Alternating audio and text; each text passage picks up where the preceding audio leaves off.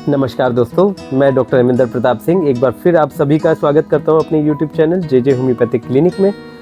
आज हम ऐसे टॉपिक के बारे में बात करने वाले हैं जिसमें केसेस बहुत ज़्यादा ही बढ़ते जा रहे हैं। आजकल मैं देखता हूं मेरे पास पेशेंट्स कंप्लेंट लेके आते हैं कि उनको एनल रीजन में बर्निंग के साथ पेन हो रहा है, बहुत ज़्यादा स्टूल पास करने में डिस्कम्फर्ट है और उसी के साथ साथ बहुत ज़्यादा जलन भी हो रही है।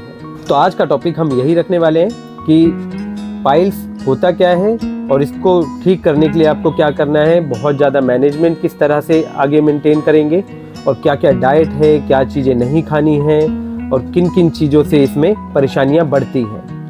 इन सभी चीज़ों को लेकर हम आगे बढ़ते हैं, लेकिन आप बने रहिए वीडियो के अंत तक। लाइक, शेयर और सब्सक्राइब करते रहिए, मेरे वीडियोस पे कमेंट भी करते रहिए। पाइल्स को हम हिंदी में बवासीर भी कहते हैं और इसको हम हीमोरॉइड के नाम से भी जानते हैं। ये एक्चुअली में रेक्टम की वीन्स के ऊपर हो जाने वाली स्वेलिंग्स होती हैं और इसी की वजह से इसमें दर्द और बहुत ज़्यादा रेडनेस के साथ ब्लीडिंग भी हो सकती है। इनके होने की पोजीशन इंटरनल भी हो सकती है और एक्सटर्नल भी हो सकती है। इंटरनल पाइल्स हमें नज़रों से दिखाई नहीं देते और ये अंदर ही अंदर सूजन बढ़ती जाए तो काफ़ी बड़े हो जाते हैं और पेशेंट को कॉन्स्टिपेशन जैसा फील होता है, इनकॉन्टिनेंस ऑफ स्टूल, यानी कि स्टूल पास करने के बाद भी सेटिस्फेक्शन की सिचुएशन नहीं आती और उसी के साथ साथ सॉफ्ट होने के कारण ये बार बार ब्रेक हो जाने के कारण ब्लीडिंग भी दे सकते हैं। और इन सभी सिम्टम्स की वजह से पेशेंट हमेशा डिस्कम्फर्ट में बना रहेगा। जी हाँ, ये सबसे मेन सिम्टम है पाइल्स का, जिसमें कि पेशेंट को हमेशा एक डिस्कम्फर्ट एगनी बनी रहती है बॉडी के अंदर कि कुछ रेस्टलेसनेस अंदर अंदर पेशेंट में है। और इसी रेस्टलेसनेस के साथ साथ कभी अगर कॉम्प्लिकेटेड सिम्टम्स होते हैं तो ये बहुत ज़्यादा बर्निंग भी दे देता है। और यहाँ हम बात करेंगे एक्सटर्नल पाइल्स की अगर, तो उनमें भी इसी तरह के सिम्टम्स होते हैं, बट पेशेंट अपने हाथ से ही फील कर सकता है कि उसको एक्सटर्नली कुछ स्किन टैग यानी कि मांस का ग्रोथ दिखाई दे रहा है। और उसी के साथ साथ बहुत ज़्यादा इन्फ्लेमेटरी चेंजेस अगर सीवियर हो तो 0 से लेके 4th ग्रेड तक हम इसको डिफाइन करते हैं। पाइल्स की ग्रेडिंग भी होती है और ये एक डॉक्टर ही आइडेंटिफाई कर सकता है देख के कि आपको किस ग्रेड का पाइल्स है। और इन्हीं सिम्टम्स के साथ साथ बहुत ज़्यादा इनकॉन्टिनेंस ऑफ स्टूल इस कंडीशन में भी हो सकता है। इनकॉन्टिनेंस के अलावा बात करें तो हम इन सिम्टम्स के साथ साथ खान पान अगर अच्छा रखें तो ये सिम्टम्स हम रोक सकते हैं।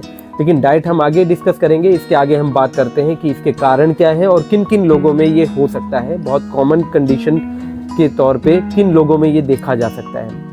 सबसे पहले अगर बात करें तो लॉन्ग टर्म सिटिंग्स वाले पेशेंट, या हाँ जी, जिन लोगों को लंबे समय बैठे रहना पड़ता है, यानी कि उनके रेक्टम के ऊपर एक प्रेशर हमेशा बना रहता है, या डिहाइड्रेशन की वजह से, बहुत ज़्यादा पानी की कमी की वजह से नसें वीक होने लगे, और उसी के अलावा बहुत ज़्यादा मस्कुलर इन्फ्लेमेशन और इन्फेक्शंस की वजह से भी पाइल्स कई बार हो जाता है। और इनके कारणों में कब्जियत सबसे मेन है। कब्जियत इसलिए क्योंकि जिन पेशेंट्स को कब्जियत होती है वो लंबे समय तक पॉटी करने के लिए बैठे रहते हैं, उनको लंबे समय तक बैठ के इवैक्यूएशन का इंतज़ार करना पड़ता है और उसी इंतज़ार के चक्कर में वो इतना प्रेशर लगा देते हैं कि वो वीन्स कमज़ोर हो जाती हैं। इसके अलावा कुछ लोगों में इनकॉन्टिनेंस ऑफ स्टूल की वजह से बार बार जाने की टेंडेंसी होती है, तो जब वो बार बार जाने की कोशिश करते हैं तो उसकी वजह से भी इन्फ्लेमेटरी चेंजेस एग्रेवेट होते रहते हैं। और ये एक छोटा सा प्रोसेस नहीं है, लॉन्ग टर्म प्रोसेस है, तो इसको होने में भी कई बार टाइम लगता है, नसों को ख़राब होने में भी टाइम लगता है। इसके अलावा रिपेयर की कंडीशन की वजह से बॉडी इसको बचाती भी रहती है, बट समटाइम्स जब बहुत ज़्यादा कॉम्प्लिकेट हो जाते हैं पेशेंट तभी वो एक डॉक्टर के पास जाते हैं। आपको कभी भी ऐसा कोई सिम्टम दिखता है तो बिल्कुल भी शर्माना नहीं है, एक डॉक्टर के पास जाके अपना इलाज करवाएं, इन सिम्टम्स को एग्रीवेट ना होने दें। इसके अलावा कुछ प्रेगनेंसी के केसेस में भी देखा गया है कि प्रोजेस्टेरॉन के पूल अप होने की वजह से भी वैसोडाइलेटेशन वीन्स की बहुत ज़्यादा होती है और उसकी वजह से भी पाइल्स कुछ पेशेंट्स में ज़्यादातर देखा गया है। इसके अलावा भी कुछ स्टेरॉयडल मेडिसिन का यूज़ है, लंबे समय से स्टेरॉइड्स पे हैं तो उनकी वजह से भी वीनस डायलिटेशन हो जाता है या वीकनेस हो जाती है मसल्स की, तो भी पाइल्स के सिम्टम्स देखे जा सकते हैं। कुछ बच्चों में और आजकल कुछ बड़ों में भी इस तरह का सिम्टम देखा जा रहा है कि फास्ट लाइफ की वजह से, फास्ट फूड या फिर लो फाइबर डाइट की वजह से वो कॉन्स्टिपेशन या फिर डिस्पेप्सिया या फिर एसिडिटी से होके गुजर रहे हैं, या फिर बहुत ज़्यादा कोलाइटिस के सिम्टम भी अगर एग्रेवेट हो रहे हैं बार बार, तो उन केसेस में भी पाइल्स बहुत ज़्यादा देखा गया है। इसके अलावा बात करें तो डिहाइड्रेशन भी एक कारण है पाइल्स हो जाने के लिए। डिहाइड्रेशन की वजह से भी रेक्टम ड्राई रहने लगता है। ड्राइनेस की वजह से फिशर बहुत ज़्यादा रेकरेंट हो जाए तो वो पाइल्स में कन्वर्ट हो सकते हैं इन्फेक्शन की वजह से। सिम्टम्स के बारे में बात करें तो पाइल्स के सिम्टम्स मैंने अपने पेशेंट्स में कई बार देखे हैं कि बहुत ज़्यादा बर्निंग के साथ पेन के साथ ईचिंग के अलावा ब्लीडिंग के सिम्टम्स बहुत ज़्यादा एग्रीवेट होना, इसके अलावा भी कब्जियत लगातार बने रहना और इसी के साथ साथ कमर में हल्का दुखन के साथ रेस्टलेसनेस हमेशा बने रहना भी एक पाइल्स का सिम्टम है। इसी में डिस्पेप्सिया भी पेशेंट्स में कई बार इन लंबे समय के सिम्टम्स की वजह से बन जाता है और उसी के साथ साथ एसिडिटी भी बहुत रेकरेंट हो जाती है। कुछ पेशेंट्स को पता ही नहीं चलता कि उनको पाइल्स है और पाइल्स की वजह से ही उनको हेमोरॉइड्स की वजह से ही उनको एसिडिटी हो रही है और इस एसिडिटी के साथ साथ उनको बहुत ज़्यादा डायरिएटेड सिम्टम्स भी बार बार आने लगते हैं। ये कॉम्प्लिकेटेड सिम्टम्स जानने की हमें इसलिए ज़रूरत है ताकि हम पता लगा सकें कि पाइल्स हो रहा है और कई बार पेशेंट एग्रीवेशन के सिम्टम्स को भी इग्नोर करते हैं कि नहीं कुछ खा लिया होगा या कुछ गड़बड़ कर दी होगी डाइट में। ऐसा नहीं होता, बॉडी कभी आपको कोई एग्जेगरेटेड सिम्टम ऐसे नहीं देगी। आपको आइडेंटिफाई करना होगा और जानना होगा कि ऐसा सिम्टम आया ही क्यों।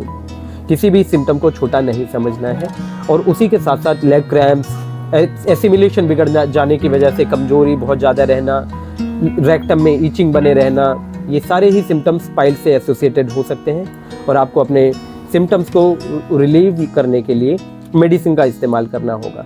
आगे हम बात करते हैं मैनेजमेंट की। तो मैनेजमेंट के लिए आपको डाइट में हाई फाइबर डाइट का इस्तेमाल करना होगा और उसी के साथ साथ लो कार्बोहाइड्रेट डाइट का भी इस्तेमाल में लाना होगा। कार्बोहाइड्रेट आप जितना कम रखेंगे उतना ही अच्छा बेहतर होगा और फाइबर आप जितना ज़्यादा रखेंगे उस हिसाब से आपको इन्फ्लेमेटरी चेंजेस मेंटेन करने में हेल्प मिलेगी और डाइट की वजह से कॉन्स्टिपेशन भी रिलीव होगा। पानी की मात्रा भी आपको ज़्यादा लेनी होगी।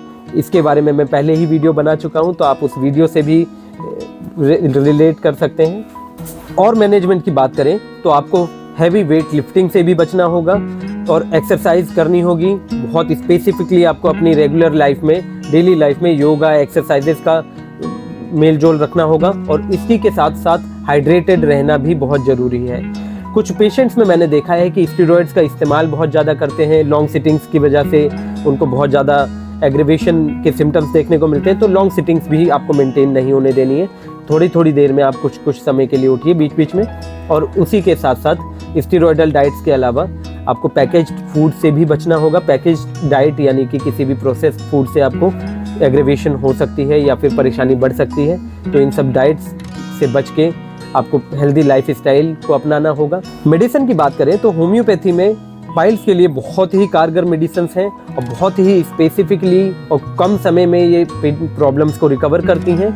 हाँ, स्किन टैग्स की बात करें तो ये परमानेंट डायलेटेशन ऑफ वीन्स है, हम इसको वेरिसेस भी बोलते हैं। तो इन वीन्स को रिकवर करने के लिए आपको बहुत स्पेसिफिकली टाइम दे के वेट करना होगा। But complicated symptoms are nothing, they can easily be covered with in the fraction of time.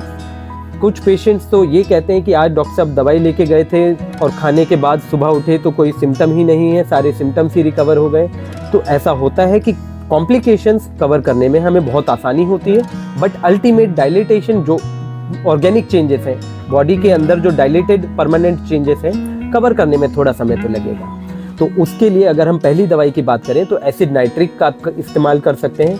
अगर एसिड नाइट्रिक का इस्तेमाल करना है तो सिम्टम्स में बर्निंग के साथ जलन, बहुत ज़्यादा एग्रीवेटिव पेन और एगोनाइजिंग कंडीशन इस मेडिसिन में होती है। सेकेंड मेडिसिन की बात करें तो प्यूनिया ऑफिसिनेलिस, ये मार्क्ड मेडिसिन है बर्निंग के लिए। अगर आपने कुछ मिर्च मसाला खाया है या बहुत ज़्यादा डाइट से एग्रीवेट हुआ है सिम्टम तो आप प्यूनिया ऑफिसिनेलिस का इस्तेमाल कर सकते हैं। अगली दवाई है नक्स वोमिका। अगर लंबे समय से कब्जियत रही है और उसी की वजह से पाइल्स एग्रीवेट हुआ है या ओवर ईटिंग पेशेंट करता है, अनवांटेड डाइट इस बीच रही है, तो उसके लिए नक्स वोमिका बहुत अच्छी दवाई है। एस्क्यूलस हिप्पोकास्टेनम, ये उस पेशेंट के लिए काफ़ी अच्छी है जिसमें वीनस डायलिटेशन काफ़ी हद तक बढ़ गई है और एस्क्यूलस हिप्पोकास्टेनम उस कंडीशन को रिकवर करने के लिए बहुत अच्छी मेडिसिन है। एस्क्यूलस हिप्पोकास्टेनम के अलावा बात करें तो हेमामेलिस या ब्लूमिया ओडोरेटा, रतानिया, कुछ और भी मेडिसिन हैं, लेकिन ये आपको स्पेसिफिकली समझना होगा कि आपको अपनी केस टेकिंग किसी होम्योपैथिक डॉक्टर से करवानी होगी। क्योंकि एनएल फिशर्स और पाइल्स दो अलग अलग टॉपिक्स हैं। इन दोनों टॉपिक्स को मर्ज करना बेवकूफ़ी होगी और सिम्टम्स को आइडेंटिफाई करना एक डॉक्टर का काम है। तो आप प्रॉपरली एक बार डॉक्टर से केस टेकिंग जरूर करवाएं और इसके लिए हम अलग से एक और वीडियो बनाएंगे एनएल फिशर के ऊपर। लेकिन ये आज का टॉपिक हमारा पाइल्स का रहा। आपको मेरी वीडियो पसंद आई हो तो लाइक, शेयर और सब्सक्राइब जरूर करें। मिलते रहेंगे आगे नए और टॉपिक्स के साथ, नए वीडियोस के साथ। धन्यवाद।